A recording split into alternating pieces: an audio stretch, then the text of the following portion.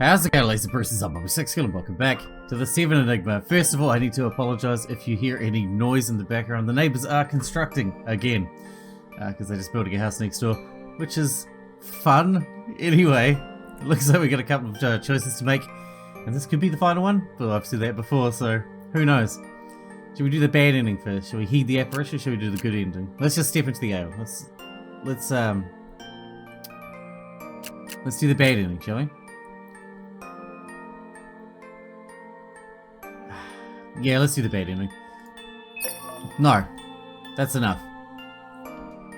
I've had enough. I've gone as far as I can go. Even if I go back, there's no way I can stop Bosk on my own. It's time I gave up struggling. I've done all I can. I see. Then it seems you've lost the will to continue.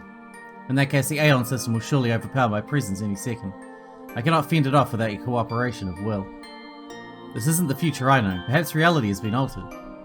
There's nothing more to say in that case. Goodbye. I'm sorry I was too weak. At least now we can all finally rest.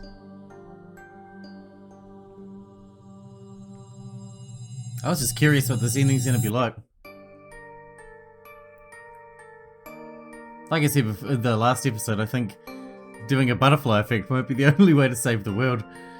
And so Elijah's will was lost in the multitude of others, although it's not possible because he can't send information back to before he was born because he made the machine. The Bureau had succeeded in their plans, the Aeon had arrived and would remain unchallenged. Humanity was forever changed, and if one could still call it humanity. What remained in its place? A false world, a pleasant prison constructed for complete control. Okay, that's our bad ending. Groovy. I'll bring you back and we'll try that again. This time we'll go the good way. Alright, it's time to heed the apparition and fight back. This should be the choice toward the true ending and finally fixing this shit, hopefully. You're right. I can't stop now. I have to honor the legacy of Tara, Pfizer, and Rhea.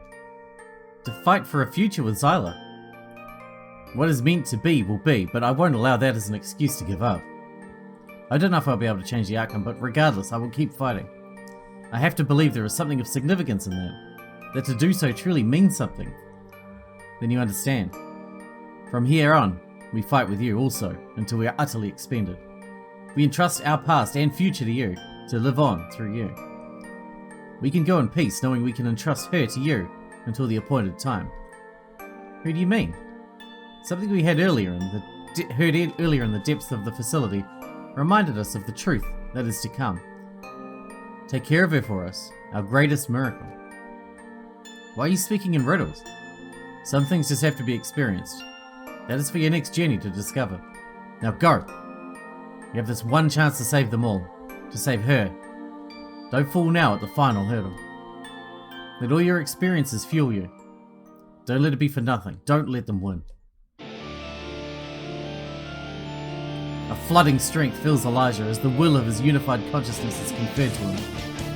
Alright, I'll do it. He looks like a pirate. I won't give up. Good. Farewell for now, until we're reunited again. Elijah rallies his imparted strength against the pull of Aeon.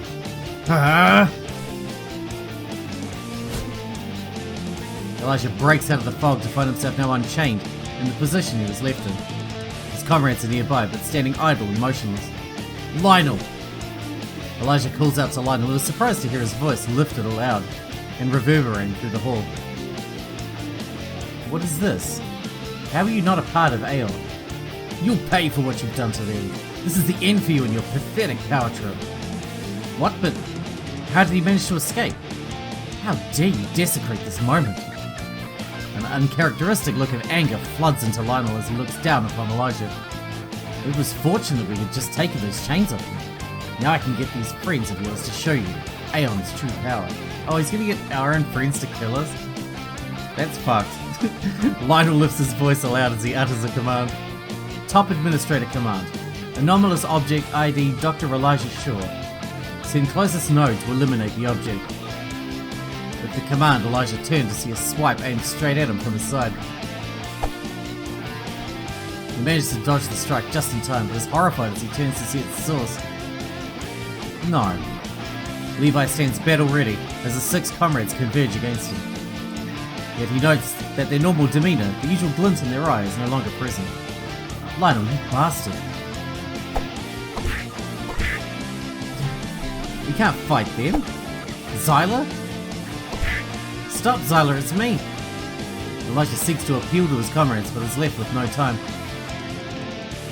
As to his left, he sees a figure swiftly advancing. I mean, we can even fight Beckett, let alone all of these people. Strikes fly in from his closest friends, some landing hard, others dodged or defended. He knows he'll not be able to survive long, as he weighs up his options with rapid thoughts. I can't hurt them, but even if I wanted to, I probably couldn't take any of them out, let alone all 6. It's true. Yes, now you understand how foolish you are. Yet, if you should yield now, I may yet show you mercy. No, that isn't even an option. Not anymore. My only option is to... well, there's no point saving, is there? Keep moving forward. Elijah ignores Lionel, being resolved to one thing only, as he continues his desperate attempt to make it to the platform at the end of the hall. Fool! If I wished that I could command the entire population of the city against you. But I think I would prefer to see you slowly beaten to death by those comrades of yours. Perhaps that would teach you for defying us and desecrating this holy moment.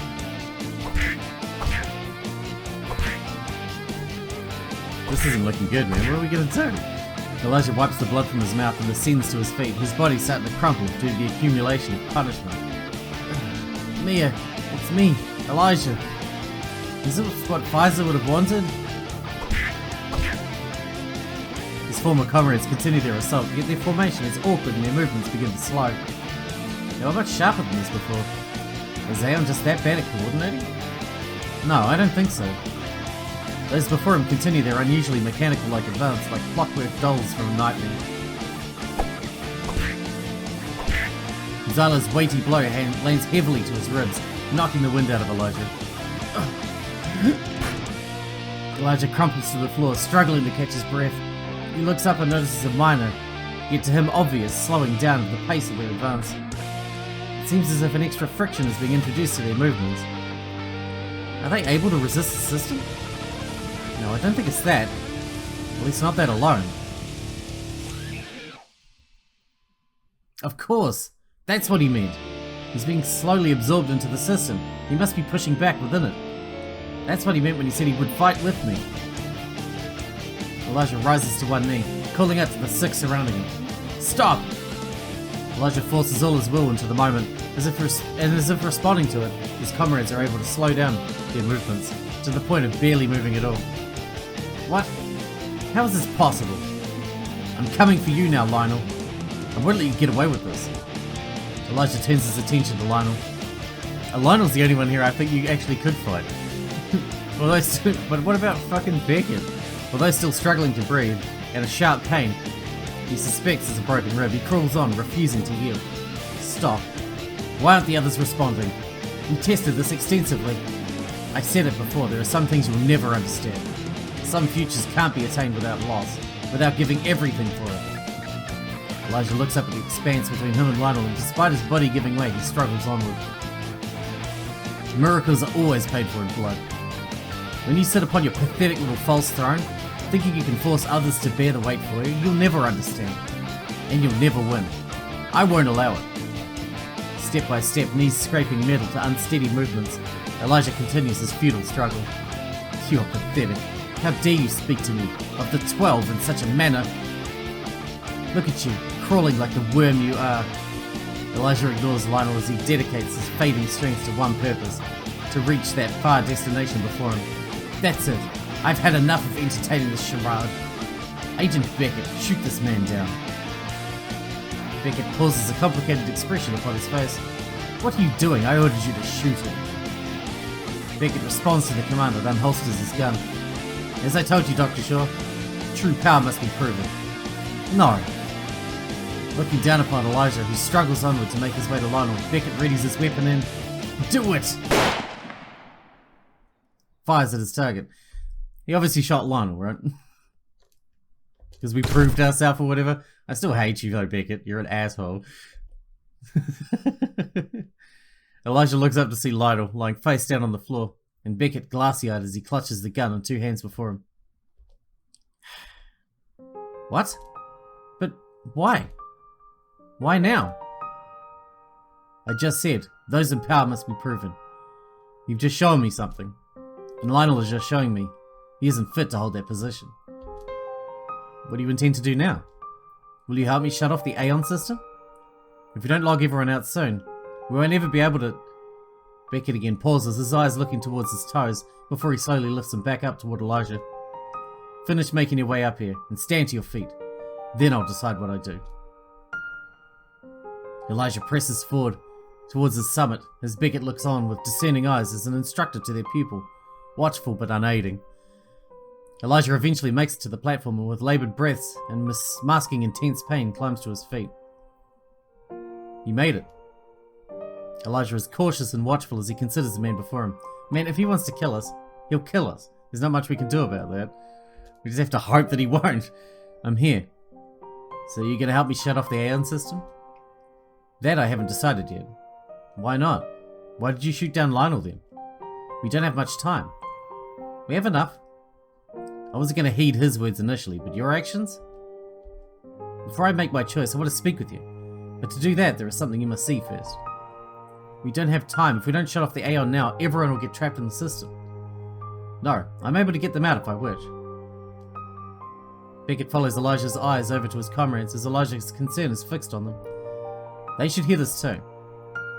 Beckett stands still with his gaze fixed before him, before suddenly throwing his voice long in the lonely cavern.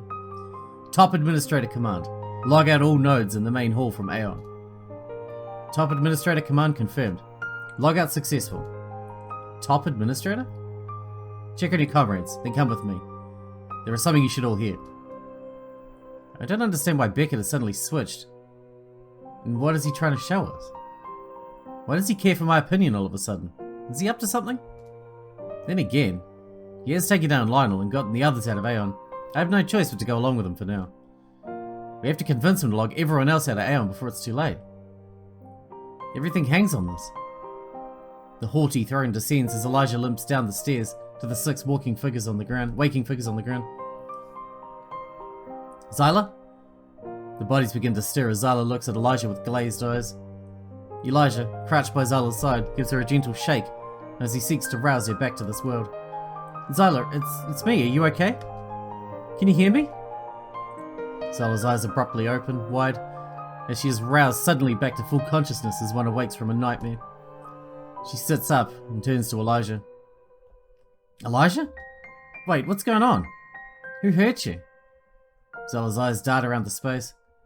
Where is that Lionel? Did he do this? Well, let's just go with that.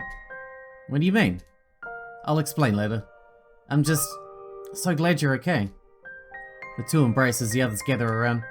Gee, Elijah, you don't look so great. Yeah, I've definitely felt better. What's going on? You were in Aeon, don't you remember? The group all look around at one another with blank expressions. No, I just remember getting brought here and that's about it. Same for me, what happened? I see. I guess it's just me who remembers. It makes sense, their sense of self would have been dissolved within the system, so bringing back memories wouldn't make much sense. Wait, watch out! Mia eyes Beckett waiting at the back of the room, and she takes a battle stance ready to attack. Hold on, let me explain. Can you hurry this up? What's going on? I'll explain along the way, we have to follow Beckett. Are you crazy after what he's done to us? He's responsible for what happened to Pfizer. I know. Just trust me, I'll explain as we go. Well, okay. With some hesitancy and confusion, the group agrees to go with Elijah, as he is helped up by Levi, who assists him walking. As they follow Beckett, who remains several paces ahead of the group, Elijah fills everyone in on what has transpired.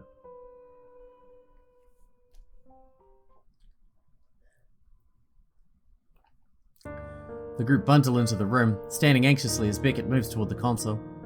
Am I really going to show them this? After a short while in contemplation, Beckett breaks the cold silence as he raises his voice to the group. Before I make my choice about Aeon, I need you to see this message. It was addressed to myself. I watched it right before Aeon activated. I still don't even know what to make of it. Beckett sounds in an uncharacteristically reflective fashion as each in the group silently look to one another, as if trying to ascertain his intentions. 7 leadership ID confirmed. Play message? Alright, that should do it. Beckett presses his finger down as the confirmation rings out on the console and a familiar face is brought before them on the screen. The Founder. Hello, Agent Beckett. I can only hope this message made it to you in time. I'm going to need you to listen very carefully to what I'm about to tell you. Everything may rest in your hands. It's the Founder. Why did he contact Beckett? So they really don't know either. What I'm about to say in this message will no doubt come as quite a shock to you. But I ask that you carefully consider everything you're about to hear, as everything rides on your response to this information. I'm sending this message from the year 2099. I'm the one who's been guiding Dr. Elijah Shaw, Iker Davis and the others against the Bureau, and against you. What you don't know is that I'm not just another misguided freedom fighter like you would readily suppose. No, I'm known as 7 of the Conclave of 12. What? No, so that is Beckett from the future? The Founder is from the Bureau? Were we tricked? Yes, I'm one of the heads of the Bureau.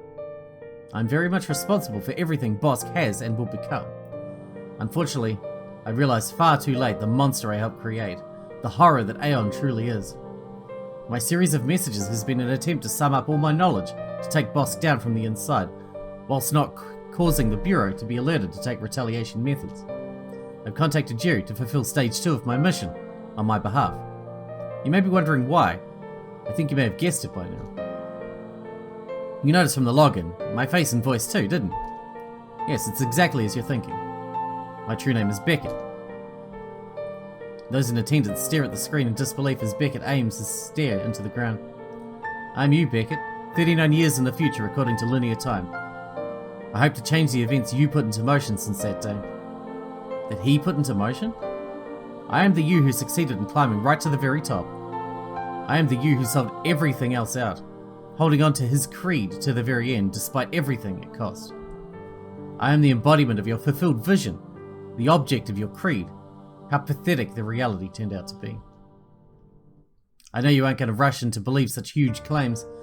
I know how stubborn you are and how that cynical investigator's mind of ours works. I only have one shot at this message, and I know the only way to convince you of what I'm about to ask is to carefully lay everything out, to leave no doubt in your mind. So listen carefully, as I'm going to lay everything out in a way you cannot deny. Then I want you to see reason, like I wish I was able to all those years ago. As the Founder speaks, visions force themselves into Beckett's mind as he ponders the realities he's hearing again, as if to confirm to himself the truth of the coming claims. Consider this. How do you think that rebel group knew the exact moment and location to extract Dr. Shaw? Why do you think they were able to stay one step ahead of you at every turn? How do you think they had access to some of the technology they did? Because I was right there for those events, and used that knowledge to betray you, my former self, and the Bureau. In the loop I'm from, they captured Dr. Shaw, just like you did. However, that was the end of the line for him. There was no rescue in that timeline, of course. After a thorough interrogation, I had Dr. Shaw terminated when it became apparent he would never recover his memories. My follow-up investigation eventually led me to find this base, his base. And following that, the Tempest unit he had built in the tunnels. Embedded within the unit were the plans which explained the strange orb we found in him. It took some time to hack into the unit, but once I did, I was able to extract all the information contained within, and all that Dr. Shaw had been working on. Much of the information found in that unit became the basis of my plans. It can't be. I always understood the fickle nature of Bosk, and while I never had an intention to defy them, the ability to have something over both enemies and allies alike is a key skill in the field of negotiation and intelligence. It gives one leverage. It was one reason I was able to ascend so high in the first place. Since I had discovered the Tempest machine that even Bosk didn't know about, I decided I would hold this as my hidden trump card. I thought perhaps it would aid my ambition in climbing to the top of the Bureau. After recovering the information from the unit I had destroyed, I told the Bureau the information came from one of his computers instead. After all, I had the sequence identified now, for if I should ever need it. Unfortunately, those plans of Dr. Shaw's ended up becoming the most dangerous bit of information, the Bureau ever got their hands on, perhaps even more than the Tempest system itself. Its basic breakthroughs in digital to brain data transference became the cornerstone of Project Aeon and impossible without it. So that's how it happened. This led to a huge promotion for me, of course, as I was directly responsible for uncovering the technologies that would give rise to Bosk's greatest vision. This was just the start of a string of successes that caused my ascension, leading me to become the most trusted intelligence agent in the Bureau. Some of my greatest work was my handling of what was known as the Final Rebellion events, which would happen sometime in your future. Eventually, my obsessive usefulness allowed me to rise to the highest form of leadership, becoming one of the 12, advising and overseeing the areas of intelligence on their behalf. Can this be real? How else could we logically explain everything he knows, and how it all fits together? Being on the inside of Bosk leadership, seeing how their power had gotten to their heads, the endless loops of obsessive research into strange metaphysical matters, the growing scale of their aspirations turned demented. To me, the whole thing had become insipid.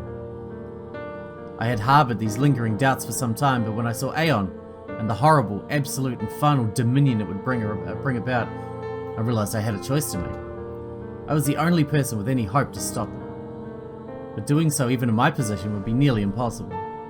In my time, I don't have free access to the Tempest system or its designs. In fact, no individual does. The 12 need agreement in order for it to be used or its designs viewed. It is both a safeguard against sabotage from within their ranks and from the potential or accidentally altering the timeline away from their careful construction. It's very effective, but made my plans incredibly hard to formulate. My plan hinged on one opportunity, one final chance to undo the horror we'd created. Bosk had to send one final Tempest message back to initiate Aeon. It was their intentions that this message would be the final need for the use of the Tempest system. The message included had a huge data pack containing all their designs. This was my chance. If I could sneak some extra messages and data into the digital pack to be sent, then there was some faint hope I could stop it all. It sounds foolish, I know. I don't even know if you'll ever hear this message, if I was even successful in smuggling these messages along with the others. In a sense, it was a fool's hope to begin with, but a fool's hope is better than none. There was nothing else I could do to stop Aeon by this point, so I decided it was worth taking the chance. Though I don't have access to the Tempest system itself, I do have access to all other intelligence clearances on their system, and plans of many of the restricted class technologies. So I began to construct my plan. I would use all my knowledge of events of the timeline, things I'd experienced and technologies I had access to, in order to find a way to stop it. There was one crucial thing I was locked to, in June 2059. This is the date the Aeon system was being sent back to, and would also be the date my message and data would have to be sent back to also. Quite the limitation, as you can imagine.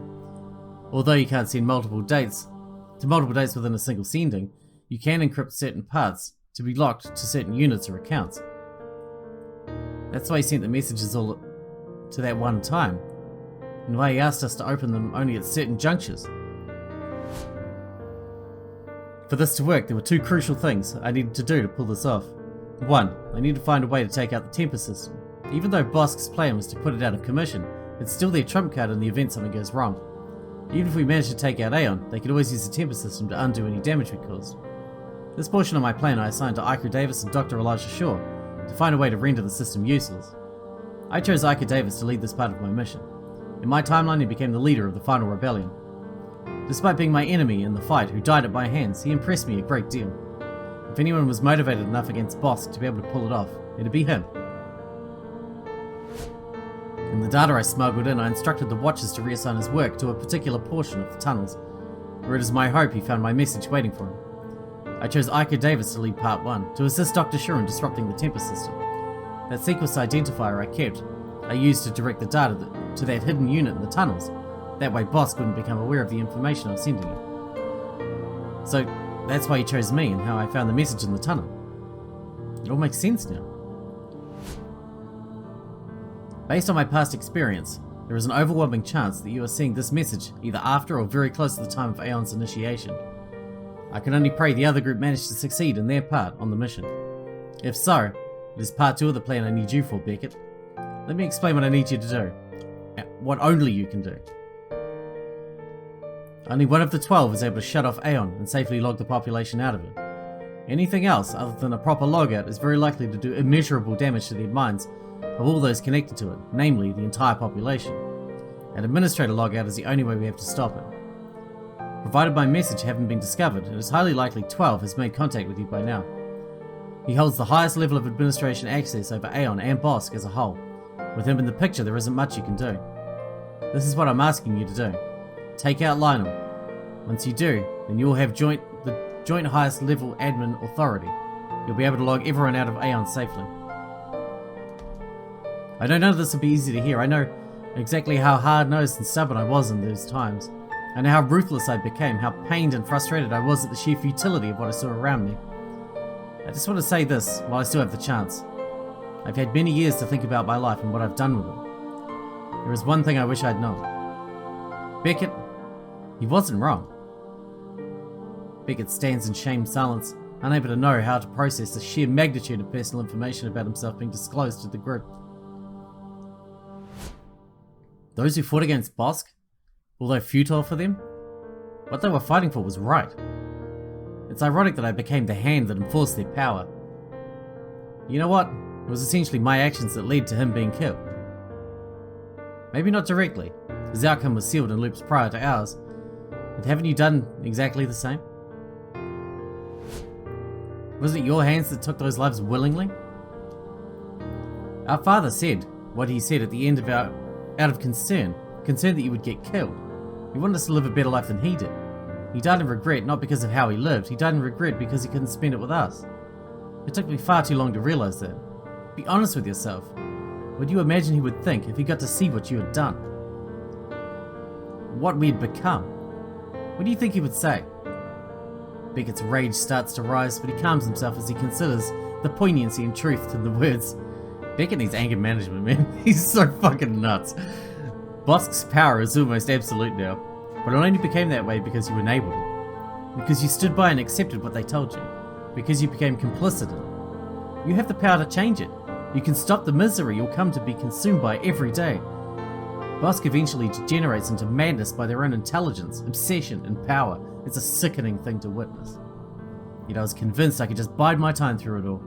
That if I just survived and played the system, that someday I would get everything I wanted. Let me tell you, there was nothing that awaited me on the other side. There was no pot of gold at the end of the rainbow. There never is. I lived my whole life in a way I hated, and even when I got everything I wanted, it was completely empty. More empty than I would ever thought possible. Take it from me. For the many years I have to put up with it, playing my puppet-like role within the system, far beyond when I should have. If only I'd opened my eyes to the truth sooner. We don't deserve salvation. There is far too much blood on our hands. I just ask that you act now, while the door is still ajar. Do what you should, and do what you must. Do what you can to right my wrongs. I can only pray this is enough to convince you. If this didn't, I don't think anything will. I'll leave the choice with you, though I have one final request. If by some miracle, the other group is still alive, and everything I hope transpires somehow does, tell them everything I've told you. Then our miracle will be truly complete, and my promise is fulfilled. What a world it would be if that were possible. The founder speaks in melancholy, as if he can picture a distant land he so desires but knows he'll never reach its shores. That's all I have to say. I guess I'll never know if you got to hear this message, or if I'm just rambling to myself in my old age. You're hearing from a ghost, after all. Well, if you are in fact there, I leave it with you. Make the future a better one. Goodbye. The video ends as Beckett takes a step backward from the console and then freezes motionless in the cold, gloomy room. The eyes of all present are glazed as they seek to absorb the reality-shattering information they were just presented with. So that's why you shot Lionel down, and why we're here. Yes, and I have several options available to me. As you've just heard, I now have the power to stop this. Or to rule it. Rule it? Didn't you just hear what your future self just said? Aren't you gonna listen? I did listen. I understand fully how he ended up where he did, though I have now been presented with an opportunity he never had. I can now do as I please, and if I want, even rule over the system. Is that what you want, Beckett? I don't know yet. Why should we even listen to him? You know how many people he killed? And it turns out he was tricking you all from the future all along? This is all just a ploy he devised to take over. We can't trust him. Didn't you hear what the founder just said? He's trying to stop all of this. I don't know, I never trusted the founder. Now I know why. He was this boss scum all along. Mia's right, we should just get rid of him now. Admit it, Ica, we were duped. Beckett here just admitted he was going to take advantage of us. We should take him out now while we have the chance. No, it's just...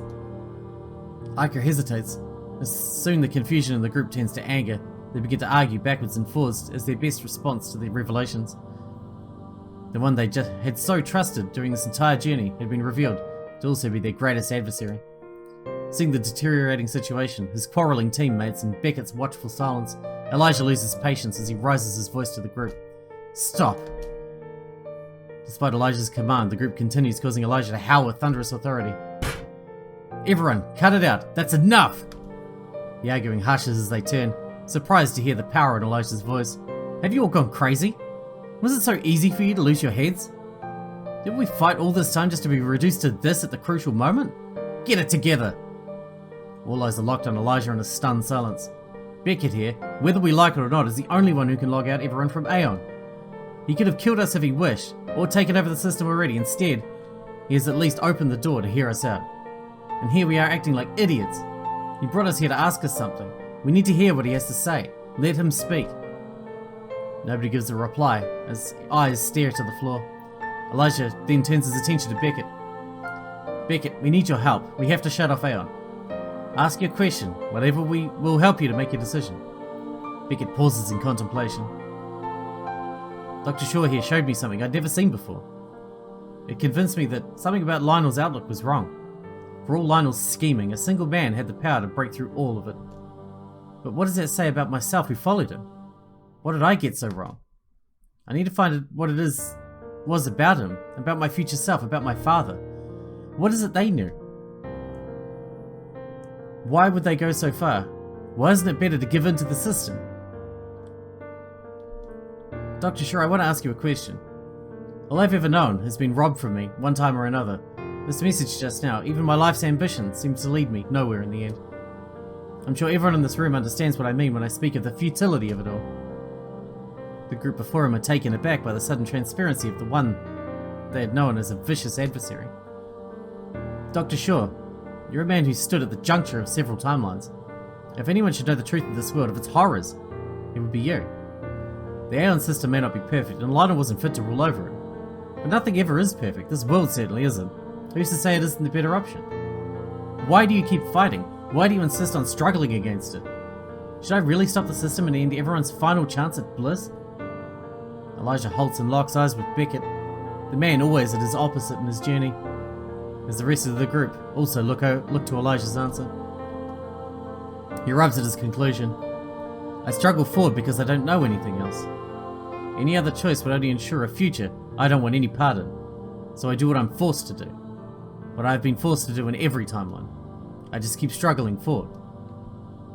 You just told me this is a world where everything has been stolen from you? Let me tell you, Beckett, there is nothing more cruel than robbing another of their future. Nobody should have the right to steal away someone's future by deciding it for them. Even if the intentions are right, we can't bring ourselves down to that level. I won't allow myself to accept such a world, never again.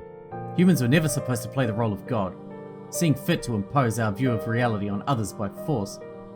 It is this arrogance that throughout history has led people to unwittingly create hells here on Earth. This machine may have brought about connection, and tricked our brain chemistry to feel good about it while it controlled us. But it's just a hollow copy of what we desire, a twisted dream, a tempting escape.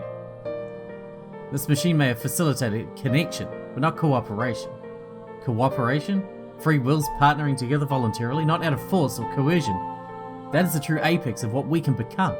That is what we have to aim toward. Even for all the pain that comes with it. It is also the only way for the joys we share to be real. It is the price that has to be paid, and it's valuable enough that some even give their lives for it. We need to shut off this system. We can't run from the truth, we have to face it.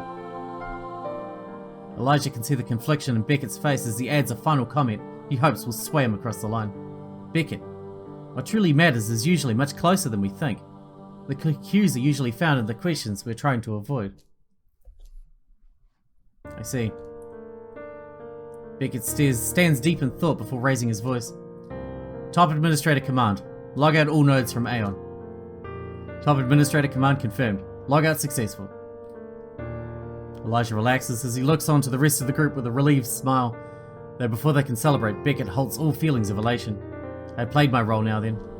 Ironic, I suppose, I was a puppet right up until the end regardless of the puppeteer.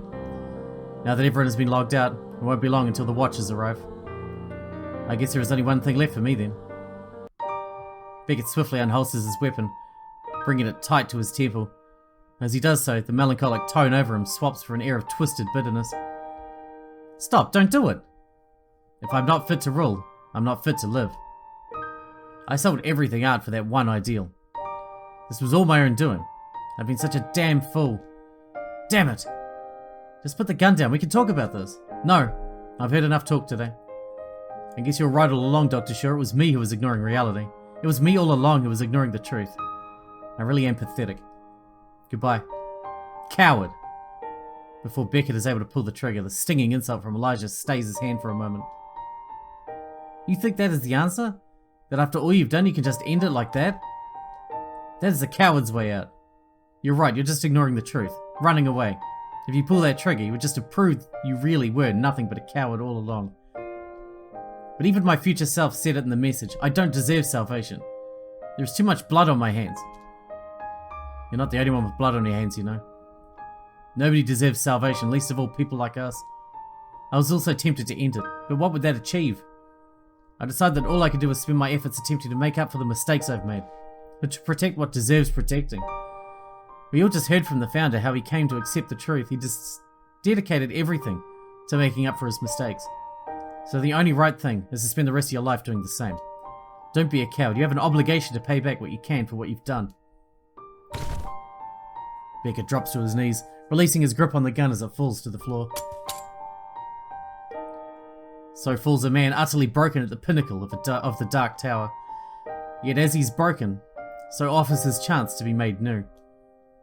Much like all in this story, and this world as a whole, everything must now be pieced back together from the wreckage left by the twisted system at its core.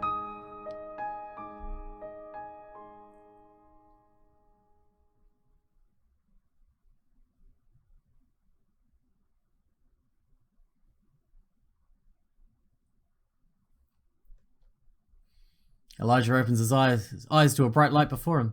He's groggy, his vision still blurred as he takes a moment to adjust to his surroundings. Huh? That light's so annoying. Why is it so bright? Ugh. Why does everything hurt so much? Wait, what am I doing here? Elijah, you're awake.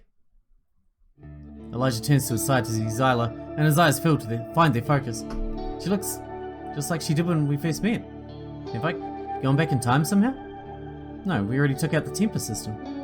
Wait a minute. Elijah's disconnected thoughts suddenly find their lucidity as he snaps suddenly back to the world laid before him. Zyla, you're okay. Thank God. Just, what's going on? I'm so glad, I'm just so glad. You've come back to us. What are you talking about? You collapsed in the tower. Don't panic, but you've been in a medically induced coma for the last week. A coma? You've had some broken ribs and internal bleeding. You're put straight in for surgery. The surgery was a success, but because of something to do with the blood loss and your recovery, they said keeping you unconscious would be the safest way to handle things. It's so good to finally see you awake. Zyla gently clasps Elijah's hands in hers. Right, I'm sorry if I frightened you. Zyla sits up in her chair, her shoulders relaxing as she's comforted by the return of the one she's been waiting for. Is everyone okay? Did we do it? We did. Aeon was shut off. Everyone is okay. Before Elijah has time to process the gravity of what they've accomplished, a gruff voice is thrown into the room. Elijah! Levi! You crazy bastard, you really pulled it off, didn't you?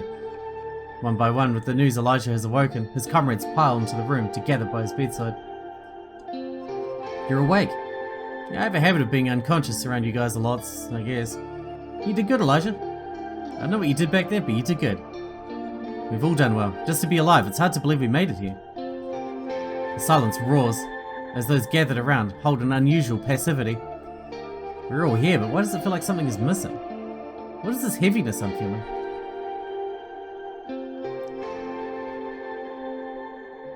That's why. I guess it's time the reality of everything we've lost is going to sink in. After a moment of silent reflection, Elijah inquires of the group to ascertain an understanding of the situation. So what's happening out there? What happened in the aftermath of everything that went down in the tower? Clearly we haven't been arrested. Zala and Levi took you to look for help once you've collapsed. The rest of us stayed back and destroyed the Aeon system, while Beckett uses an admin ID to wipe all traces of its existence. What about the Watchers? Or anyone else in Bosk? Didn't they try to stop you? Everyone was caught up in Aeon, even the Watchers. So they awoke at the same time we did. Perhaps many awoke even more slowly than we did, given how close we were to the source and the large-scale logout that needed to occur. The entire population awoke, all completely disoriented. At the exact same time, you can imagine the widespread panic that accompanied it. I don't know for certain, but I think Aeon was a secret even from those within Bosk, save for those at the highest level. So you can imagine what the response has been over the last week. All confidence in the Bureau completely vanished once the story broke. In a strange way, it was the shock the people needed to understand the severity of what the Bureau had become. Without the temper system, the Watchers were unable to do anything to reverse it, and as you can imagine, they've suddenly disappeared. Their reliance on the temper system in the end was their downfall. They were wholly unprepared for how to deal with the situation without it. It must be chaos out there then without the Bureau. Yep, it really is, but what else can you do? A bit of chaos is fine. It'll give us a chance to start things new.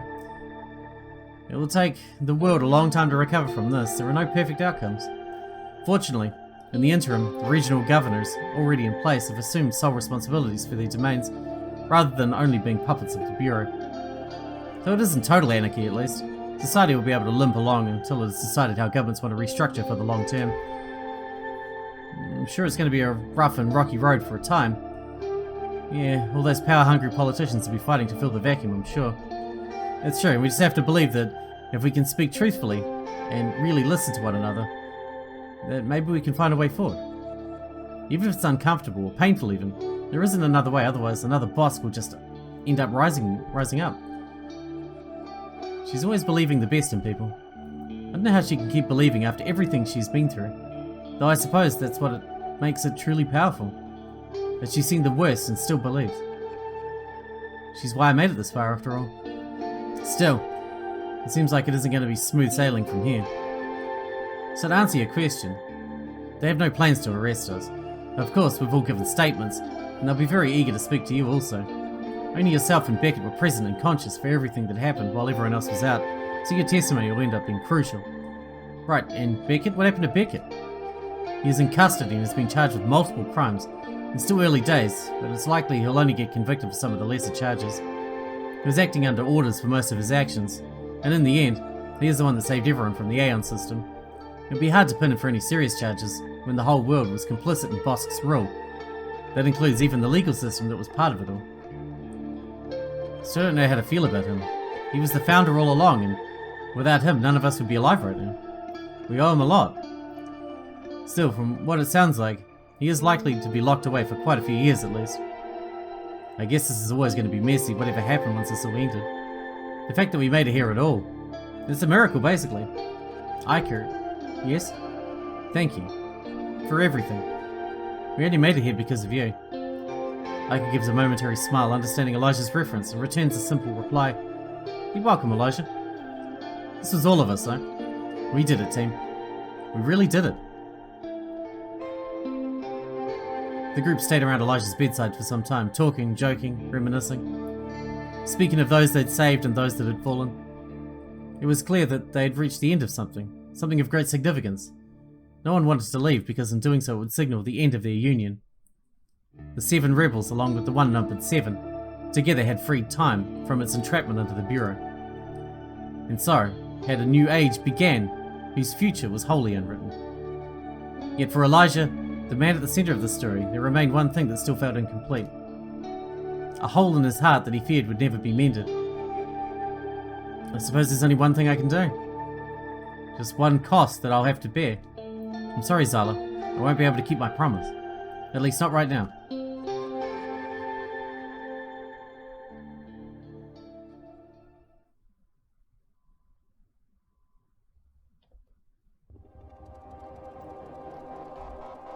What does that mean?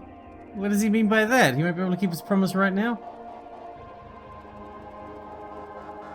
Talking about something to do with, Raya, I guess?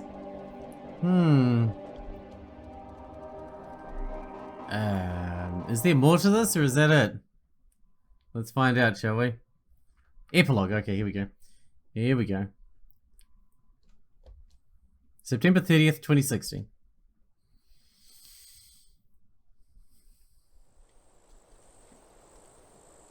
Tara. It's been a long while since Elijah had seen a sunny day such as this. The last 6 months, Elijah has only known the insular walls of high-security psychiatric hospital.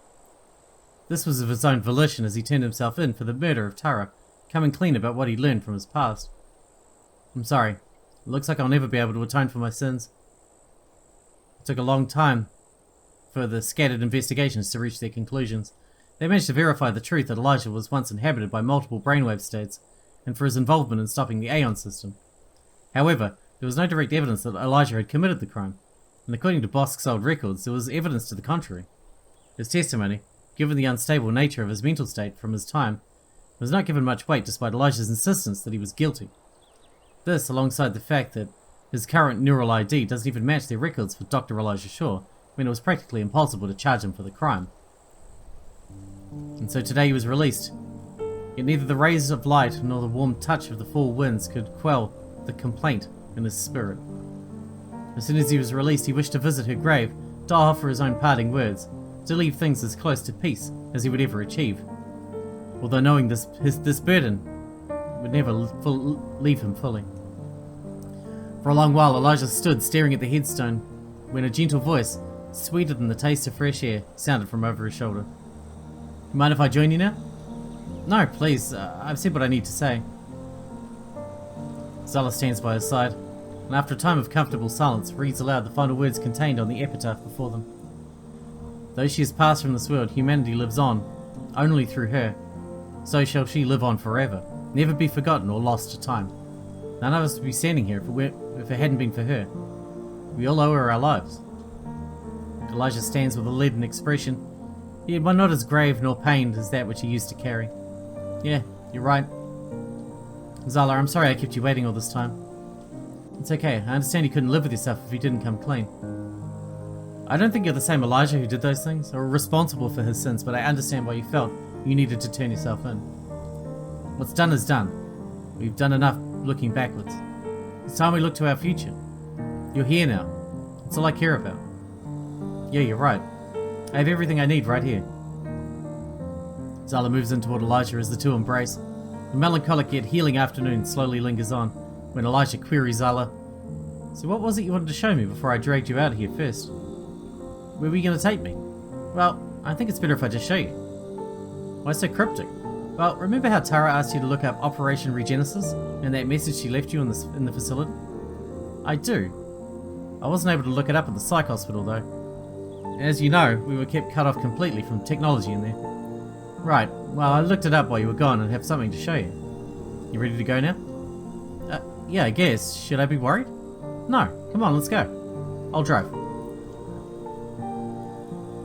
After a while on the road, heading to the outskirts of the northern eastern sector, they pull up to the gates of a long driveway. Here we are. Getting out of the car, Elijah eyes the strange-looking estate before them. "What is this place?" "It's an orphanage. I've been visiting regularly while you were in hospital."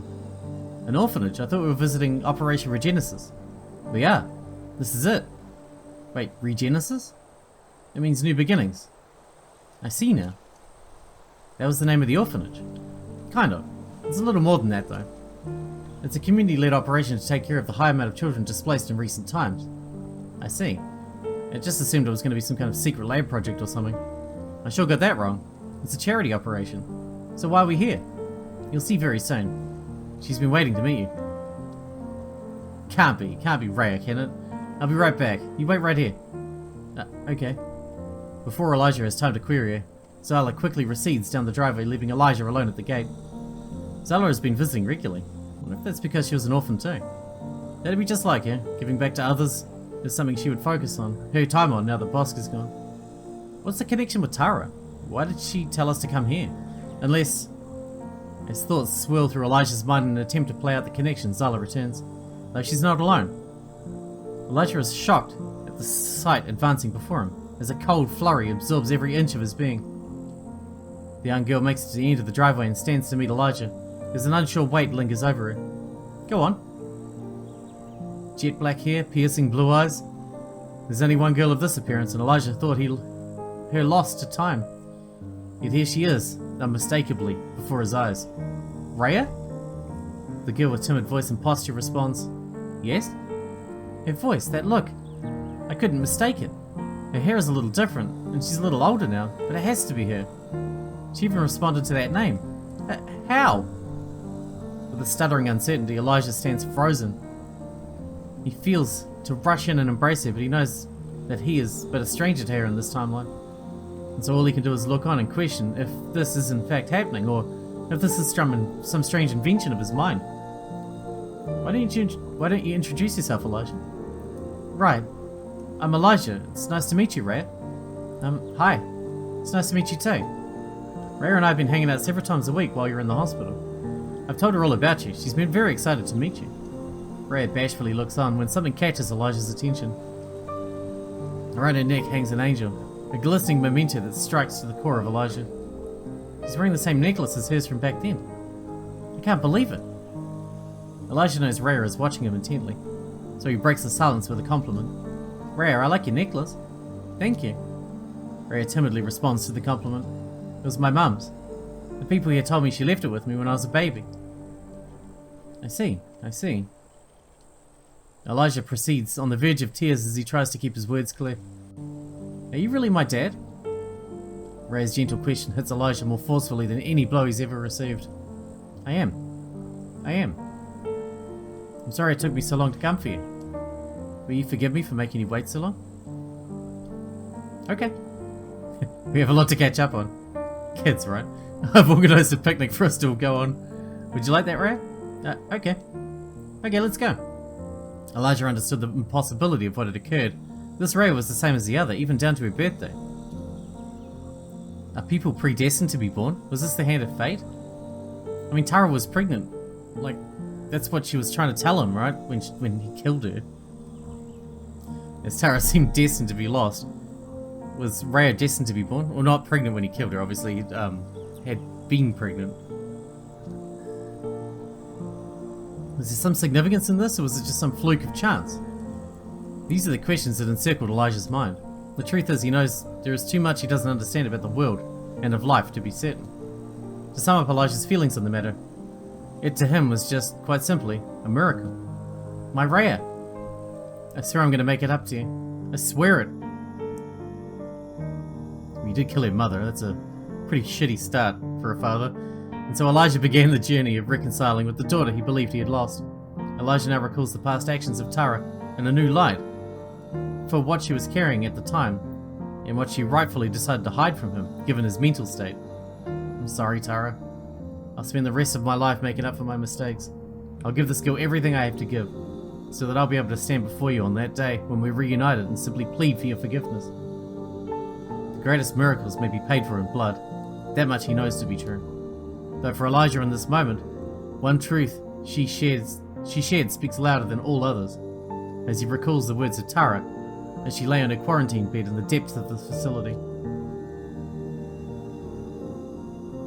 We cannot tell what all this means until we reach the end, to look back and see where it all leads, to zoom out and see how all these great rivers flow back to the ocean.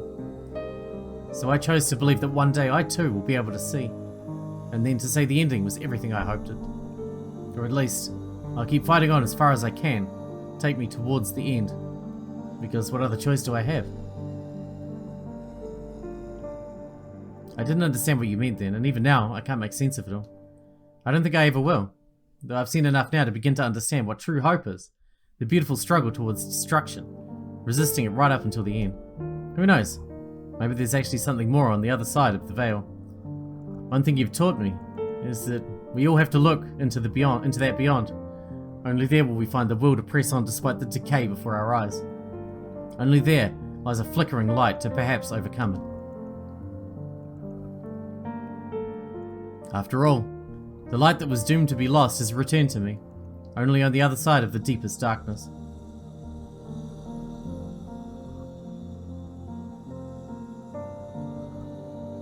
Forces of anarchy and of control pull in tension. and with it emerges the battle of false gods. On either side is a cliff, on either side a pitfall that leads to ruin. While people number on opposite sides, few understand the nuance of harmony. If God exists, he stands as the bridge in between. So, bring this world back to balance. Not to total chaos, nor to perfect order, but with open eyes to face the darkness for what it is, and to embrace it for what it is. For our time is short, and soon the veil will be lifted. That we all must face as equals.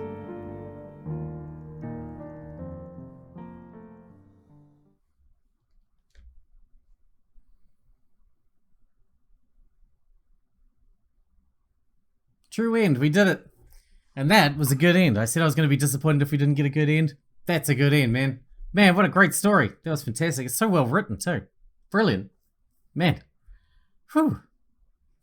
Well, that's it, I guess. I guess we're done with the VII Enigma. That was fantastic. Sorry about the long episode again. Hope you guys enjoyed it as much as I did. Thanks for watching. Thanks for hanging out with me, and I'll see you in the next series.